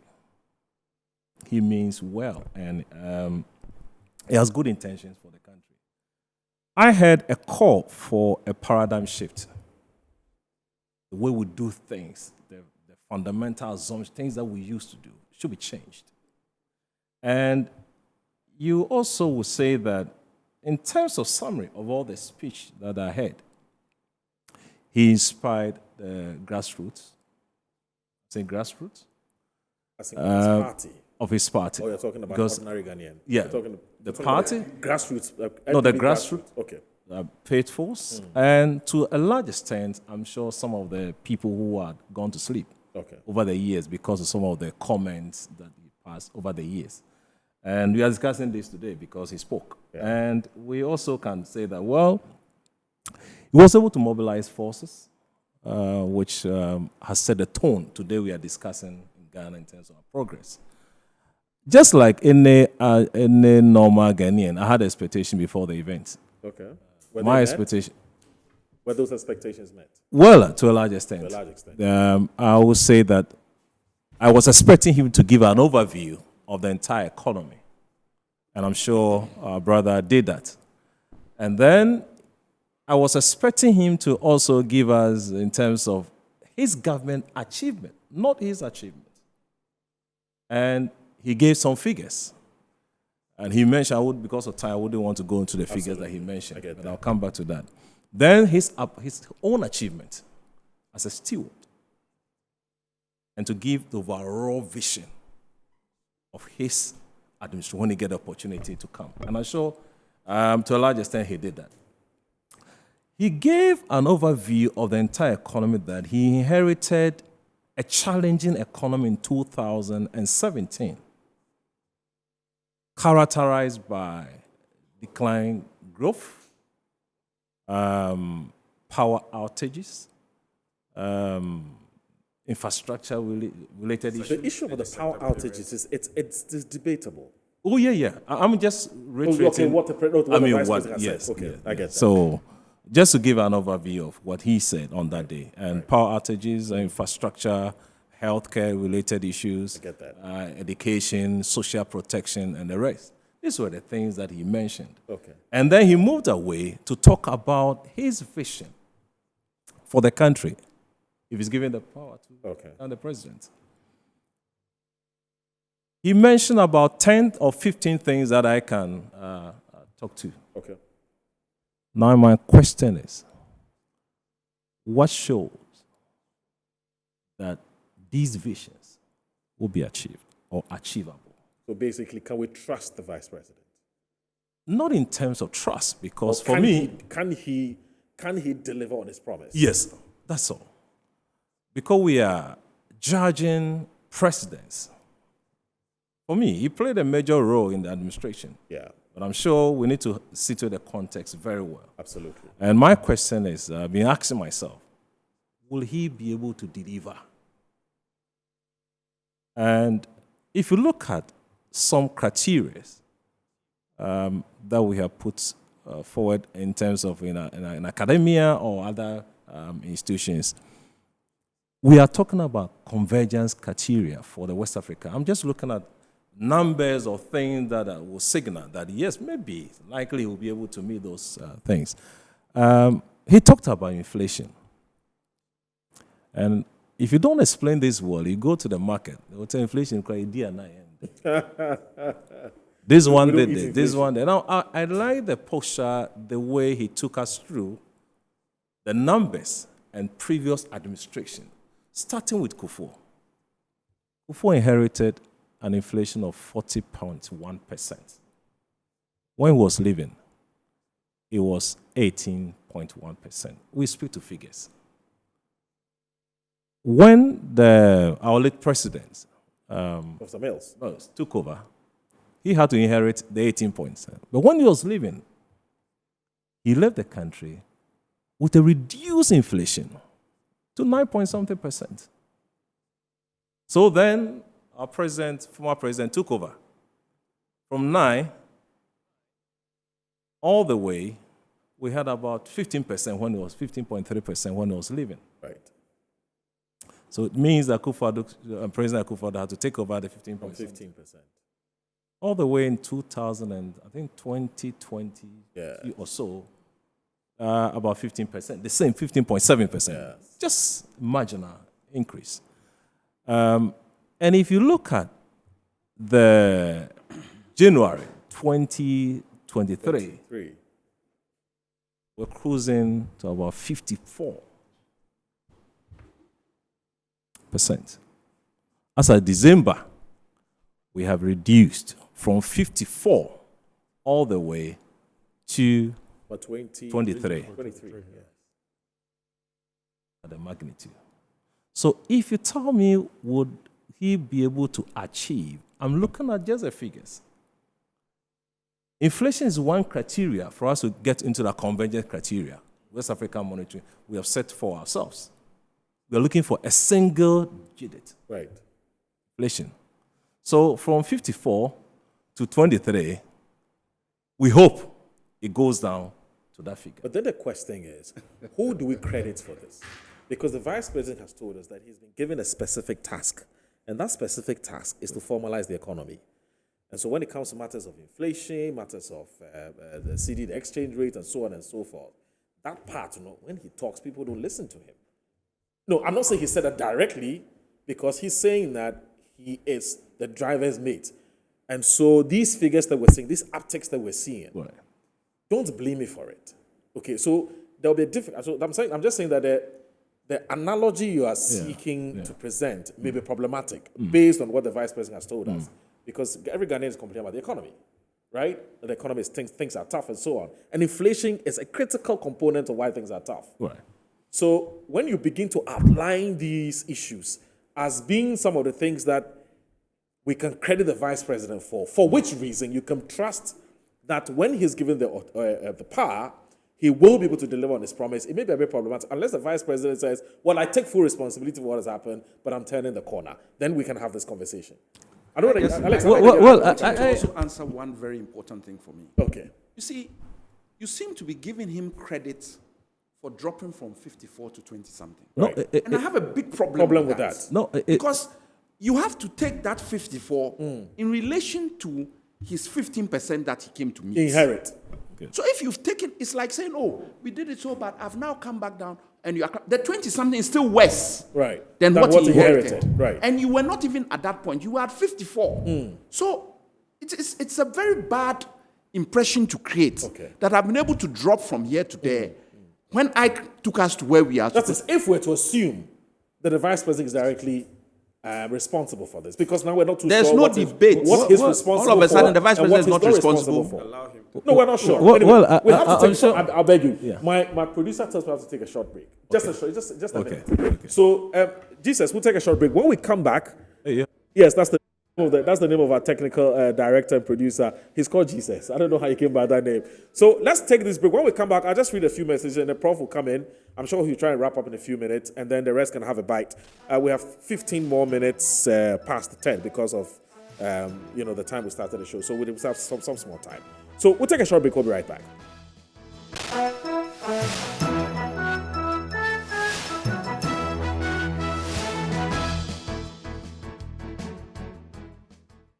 All right, welcome back. This is Inside Pages on Metro Television. Very interesting and very heated debate off air, but some of those things we can't bring on air. Let me just say that Professor Isaac Boadu was actually on the floor. I had to interrupt. I sincerely apologize for that because I need to ask questions. But let me just read a few of your messages. You've sent tons of them. I'm sorry, I won't be able to read all. But Lawrence from Kofrida says, I think to drive Ghana's economic growth and social development, we must prioritize key areas such as leadership, integrity, fair tax policies and investment, innovation, entrepreneurship. Additionally, sustainable management of natural resources, including forestry and mining, is essential, along with efforts to clean up water bodies, improving transportation, infrastructure, education, healthcare services will further drive progress and ensure equitable access to opportunity for all Ghanaians. Good morning. My name is Abdul Razak from Tamale. Thank you so much for the good work you people are doing. Thank you very, very much for tuning in. Why should we elect Dr. BAWUMIA, the driver mate, as our president? The man is not honest to Ghanaians since his opposition days and now in government. He says one thing yesterday and runs away from it today. Example, the e-levy, Momo can't be something with taxes. In government, as vice, he imposed on them and turned around as a flag bearer saying he would abolish it. I don't understand. K Tama from Wa. Hi, good morning. My name is Prosper. When I heard Dr. BAWUMIA is coming to deliver a speech, I thought he's coming to answer his own 170 questions to the former Vice President, Emisa Atta, but I've seen that this man doesn't know what he's talking about. It's a shame. My name is Seydou. Please ask Honorable Sebefia what he did when the President refused to change the Finance Minister when both majority and minority members asked for his removal. That's what the power of the President can do. Yahuza from Nalerugu says, please ask the NDC man that if DMB has failed as vice president, then what of John Mahama, who failed Ghanaians big time as president and rejected him with almost 1 million votes difference? JDM is not an alternative for Ghana now. Okay, so I have about 20 more messages. I'll be able to read all of that. But Prof, please go ahead. When you land, Dr. Kabir, he's promised to do something brief, so Alex can respond. Yeah, I'll be brief on that before we come to the flat rate. Yes. I'm someone who is a positive person all the time. Right. We gave figures from 55% in January. Now it's 23. 2022. And before we went off air, we were debating on what cost. Who should we credit for this? Or who takes responsibility? Yes. I think, let's look at, are we not at a point happy when it's coming down? Of course, everybody's happy. Good. So from 20,000, when COVID started, until 2019, we've been hovering around 40s, 50s, and all the time. Right. Up to 2020, 22. True. We are looking at global events. We are not an island. We should also not forget. Right. COVID impacted. Global event might have their own issues. And today we are talking about 23, and per the convergent criteria I gave you. That's what I'm using to assess whether these visions of BAWUMIA will be achievable. And if you talk about import cover, we are now 2.3. What is the criteria? It's 3. Okay. So I think we are close to. That is another criteria that I can say. Okay. Then we have other criteria which might not have the time to talk about. So for me, I saw that what he had a good intention. We are debating. Tomorrow we'll bring our former president issues for this. So let's be careful with what we are saying. Right. Let's come to the VAT. Flat rate, yes. The reduction of and also the scrapping of the taxes. Scrapping of the taxes. We know that about 70% of government spending are often from taxes. True. How about that? Yeah. And every government will have that power to tax anything. But we are careful about what the government will tax. That's all that we are talking about. Let's not forget, government has the power to do anything. Yeah. And if you look at the influential book of Adam Smith, The Wealth of Nations, he gave 4 criteria for that characterize a good tax system: simplicity, certainty, fairness, and efficiency. If we have these criteria or characteristics, people will pay tax willingly without any problem. Now, if you look at 3 categories, in fact, taxes are on what we buy, taxes on what we owe, and taxes will be on what we earn. These are the 3 things that we know. If you segment taxes into 2, the direct and the indirect. We are looking at the direct taxes as taxes on income, on profits. What about indirect taxes? Those are through other bodies to the government. Now, we woke up and we heard the information that the flat rates. We have standard rate, per the GRA rules. We have the standard, we have the flat. The flat. Good. We know that for the indirect taxes, for the standard, often, I think it's 15% or so. 15%, yes. We have 2.5% for NHI, 2.5% for, I've forgotten the other, and then 1% COVID, which we've all been talking about that it should be scrapped. To be scrapped, yes. Yeah, for me, if that one is gone, I will be happy. Get fund at 2.5. Get fund 2.5, yes. 2.5, yes. If that COVID is scrapped, I'll be fine. Okay. So if you come to the flat, the flat will be, so the standard will be on services. Okay. Whilst the flat will be in terms of goods. Okay. So we are talking about, is it 3%? I Yes. think, plus COVID, making COVID. it 4%. Yes. Yes. How does it work?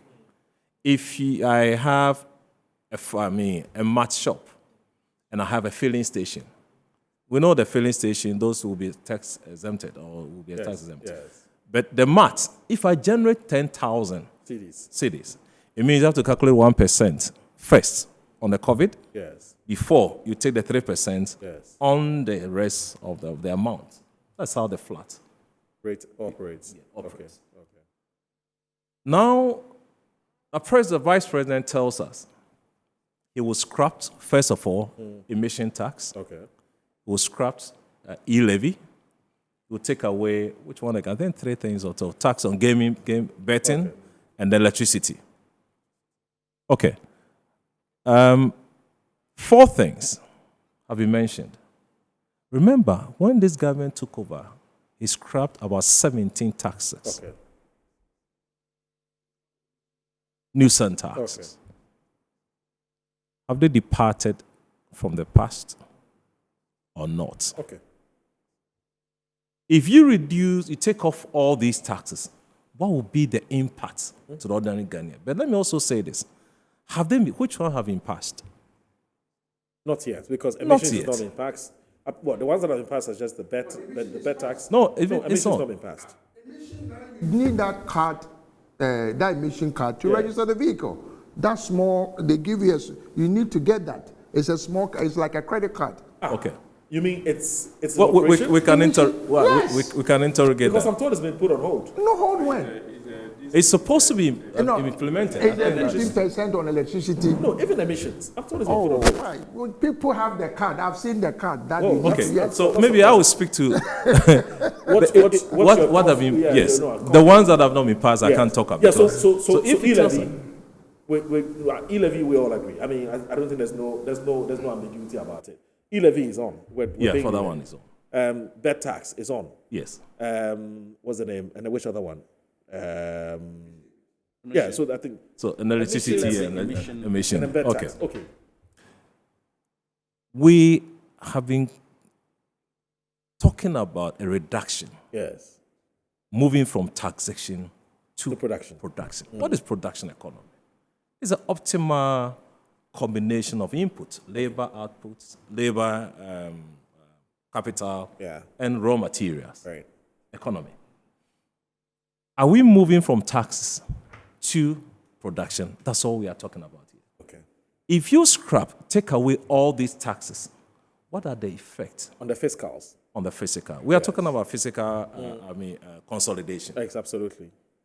That is implementing policies that will help reduce government expenditure and revenue, increase revenue, a combination of both. Absolutely. Good. So if you take all these taxes away from me, as an individual and as a corporate institution, what are the benefits? For me, you rather increase my disposable income. True. Because then you will not take that percentage off from my small salary. Then government then takes a hit. Of course. So once he's doing this, let's remember, revenue to the government also withdraw. We should question, how is the government going to get to make up? That's all that we have. For the revenue that's lost. Yes. You don't and think then, Moro, right. if you also take away, if you push these costs or these taxes to businesses, emission tax, if you charge my company tax and I pay emission, what will I do? Will I sit down? I will pass the cost to the ordinary Ghanaian.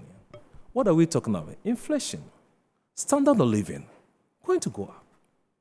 So if you take that thing away, it means that the company, the tax that you're going to pay, will reduce. Therefore, disposal, profit also will have. So for me, it's a welcoming news if you have to do that. Okay. But let's forget that they have not yet been implemented. Some of them. All right. And thank you very much. Thank you. Thank you so very much, Prof. Alex, I think I'll take your concluding remarks before Dr. Kabi. Okay, I'll be very quick. Yes, please do. One, there's a big issue that is going on about the comparisons. Okay. When it suits them, they talk about the 7.5 years of BAWUMIA. Yes. And they want to juxtapose it against 4 years of Mahama. 4 years, 5 months. What do you find problematic about that? Because the term, what I find problematic is, have you heard anywhere John Mahama say that a particular policy that was being implemented by Mills, I wasn't happy with and I'm changing? Have you heard it anywhere? No. That is the basis of continuity. It was a Mills-Mahama administration to a Mahama Emisa Atta administration. And we are proud of our records right through. At no point have you heard any criticism of anything Mills did with Mahama. In any event, 6 months or 5 months of Mills' time was handled directly by Mahama. So it's an 8-year period. If not, why are they talking of breaking the 8? Right. So it is not a 4-year period. So when it's used, you want to just talk about Mahama's 4 years. Mahama was doing continuity. And he's even talking about continuing today, that even when we come to inherit the mess, we will still look at projects that exist and deal with them first before. That is continuity. What BAWUMIA is saying is that I'm not doing continuity. I don't like what my boss did, and I will change it when I come. So that's the first point. This comparison of 4 years, 8 years is wrong. Second point I want to make is that when you look at the taxes, my colleague here said, oh, they removed 17 taxes. He should have added immediately that they added over 40 taxes. True. So that people get the comparison. True. That's the net. If you remove 17 and then you add 40, you have made more taxes than we've ever had. He wants to know the 40 taxes. Do you have a list of it? I don't have a list, Okay. but Sektekpa is there for him. He will deal with it. Yes, because that is where we are coming from. This is not just pie in the sky. That's fine. You understand? That's fine. That is it. So this issue that we had, those taxes should not be. Then I'm coming back to the issues that have been mentioned. Look, unemployment was 8.4 when we left. Now it's 14%. Food inflation, 8.7. Now it's 28.7. Average lending rate was 26%. Now it's over 32%. Industry growth was 4.3 in 2016. It's negative 1.2, 2023. Manufacturing sector, 7.9% when we left. It is now negative 1. The construction sector was 8.4 when we left in 2016. Now it is negative 5%. So you can pick figures. If you want, this one is good for me, this one, the truth of the matter is that the economy is in a bad state. And when people are making the comparison, let's look at where we are. Look, you cannot be in government, come into government, and expect that all things will be equal. What do I mean? When we were in government, we were hit with Doomsaw. There is no debate, only in people's minds, as to who fixed Doomsaw. The year before Doomsaw, our Minister of Energy resigned because he had given a certain date that by that date, if Doomsaw was still there, he would resign. There were still flickers of it. He resigned. Kwabena Donko. Yes. And by the time we got to the middle of that year, there was no load shed, everything, to the point where when they came to office, they criticized us that we have excess power. Have we all forgotten that they are saying that we brought too much power? Today, you say you fixed Doomsaw. What have you added to it? So this outage issue should not even form part of the argument. There was one person who fixed it, but he inherited it. You are talking of cause and who did. He didn't say it was Kufuor had it in his time. He didn't say some was in Rawlings' time because we were dealing on hydro. He said, there's a problem, I'm coming to fix it. And he fixed it. It cost him an election. Let's be clear. You used it. You didn't say who brought it, whatever. Okay. You used it. Now today you have come and met Russia and Ukraine and COVID, which, by the way, is global. It's not peculiar to Ghana. And you are crying, and they gave you all that money to fix it. So look, let's be clear. Okay. The answers they are giving they don't add up. Okay. Thank you. There's some I'll beg problem you. with some comparison. Right. For any comparison to be done, Okay. you have to go for averages. You have to use percentages. Oh, sorry, no, his mic is on. Sorry, go ahead. Over a Yes, period, yes. because it is on that particular slate that you can bring basis for comparison. Either that people will be doing cherry picking. And what BAWUMIA did was based on averages, was based on percentage changes, and there's no other metric of doing comparison than that. Okay. If they want, they should come with averages of a period. Or then someone will go and take the best of a particular period and compare with the worst of another period. Right. And that will not be being about comparison. So what basically he did was the taking of, and I know, this Felix has put us at into, and they took the best of a period and compare with the worst of a period to say they are doing comparison. That's not how comparison is done. And when you do it objectively and based on that method, I have no doubt that the performance of Nana Akufo-Addo is going to be, has performed than Mr. Mahama. Now, there were issues about misconception, some misrepresentation of issues here, which I think that for the purposes of this particular, we need to address them. He mentioned about the fact that BAWUMIA has been part of the government, so he cannot run away. Granted, let's even grant that. But Mr. Mahama, they are defending so furiously, they are defending so much, has been the president, and he failed and was kicked out. Now, what is it now then coming to say? That I forgot to do ABC, I made a mistake on ABC. What is the basis for him to even let's even assume that Mr. BAWUMIA, Dr. Mahmoud BAWUMIA was the vice president, and he failed with Nana Akufo-Addo. The alternative is Mr. Mahama. Maybe Afro Frato is also saying the alternative. The alternative is Mr. Mahama. What is it coming? What is the explanation he's coming to give us as the president? Someone has failed as vice president. He can give an excuse which was given by Mr. Mahama in opposition. That in any case, I was the vice president. And even if you look at the Constitution, Article 58 of the Constitution clearly states that the executive power is vested on the president, not on the vice president. Okay, Mr. Segbefia is a lawyer. So we don't even have to even begin to compare Mr. Mahama with Mr. Mahmudu, because they are two different people. But President Alex says, and Prof says, it's because of how Mahmoud whatever was sold to Ghanaians. Whatever the expectations whatever were way high. he was packaged, Mr. Moro, Yes. whatever way he was packaged, Right. let's even assume that he was packaged as the president, not as the vice president. Right. And he's coming to tell you that, look, based on my records and based on Mr. Mohammed's record, as vice president, who was in charge as president, and he was president in charge as president. These are our records. Compare our records. He says that he's beating Mr. Mahama to them. Okay. That's basically what he's telling Ghanaians. But he's saying that, let's even grant me the benefit, which you granted Mr.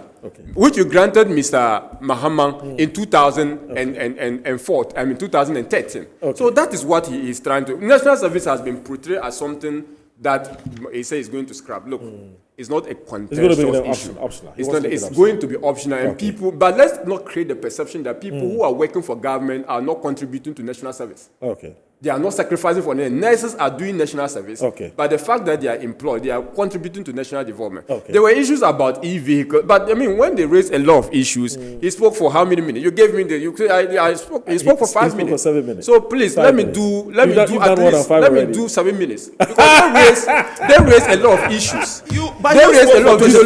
Jesus is breathing down my No, neck. let me address this.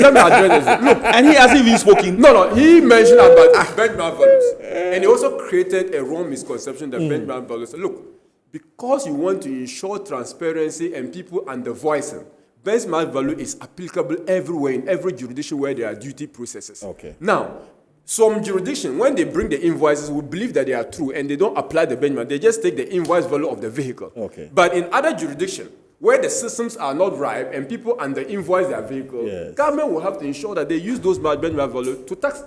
To duty the community. So benchmark value is not something government. It's not a crime. It's not a crime, or it's not something that is done out of the ordinary. All right, I beg you. The issues I know a lot. Wait, look, I promise you, we will do something out of Monday. I told or you 4 Wednesday. hours. You didn't agree. I know. We need 4 hours because the issues are long. Yes, I beg you, just 2 minutes. On this benchmark, Yes. please, it's ridiculous. Like I'm saying, Scrap it. BAWUMIA is Mr. IT person. Yes. Now with a click of a button, you can verify the cost of a vehicle. Okay. But that is even Hold done. on, That's no, even no, done. it's not bad. Massa, That is even done, yeah. Massa, I can sit in my house and know the price of the 2024 vehicle that is being made. And I can look at the price of a car that was made 5 years ago. Okay. Stop this. It's stealing. Okay. Okay. Number two, that's why Alan says he's coming. You see, the two of them, they don't agree. Alan says, look, we bring all of us. Let us look at Ghana. Let Ghana work again. Okay. Look, as for the fight between President Mahama and the Vice President, as for Fanto, we are saying that we will make it better. Okay. It is good for Ghana. It is not the MPP. It is not the NDC. Okay. I'm not against it because in any jurisdiction, Yeah. you see this predominant, but signs are there that independent candidates are winning elections now. All right, Kamal Bruni, that's my final message. Thank you very much. Kamal Bruni says that Moro, Dr. BAWUMIA has raised the bar in modern political discourse. The NDC, instead of countering Dr. BAWUMIA's vision with the alternatives, they are rather attacking his person. The fact is that Dr. Mahmoud BAWUMIA, in the 3 months of being elected as flag bearer, has outlined his vision for the next chapter. It puts him in a better position than former President Mahama, who, about a year of being elected, is still struggling to tell Ghanaians his vision for 2024. 2024 elections is all about the past and the future, and BAWUMIA represents the future. It is possible with Dr. BAWUMIA, the man of destiny. Kamal Brumi sends that message. Anyway, so I want to say, okay, this one. Okay. The Silver Jubilee celebration of Utufo. Okay. Should contact what number? There's a lot of shirts. Okay. That is being made. There's got to be a contact. It's 024-9198. Okay. 2111. You can get it at the Keche shop. Okay. Inside the Hotel Georgia. All right. On Patrice Luma Road. I hear you. Which one? Want to thank Mr. Kofi Kapinto. He's the executive director of the Consumer Protection Agency. He's such a great guy. Thank you very much. And also a member of the Movement for Change, Afafanto movement. I also want to say a big thanks, as I said, to a man I have huge, massive respect for. I call him His Excellency. Mr. Alex, His Excellency Alex Sagbefia. Thank you very much for joining us, Director of International Relations for the NDC, and also Professor Isaac Buedi. He's a senior lecturer, UPSA, in banking and finance. Thank you so very much. I think you've been such a massive, addition to the team. And also Dr. Kabiru, a very good friend of mine as well, Mahama. He's a technical advisor, Office of the Vice President, and we've already talked about Mr. Kofi Capital. So thanks for watching. Same time, next week, Saturday, I will be back on with Inside Page. But also remember, there's Good Afternoon Ghana Mondays and Wednesdays. Stay tuned in.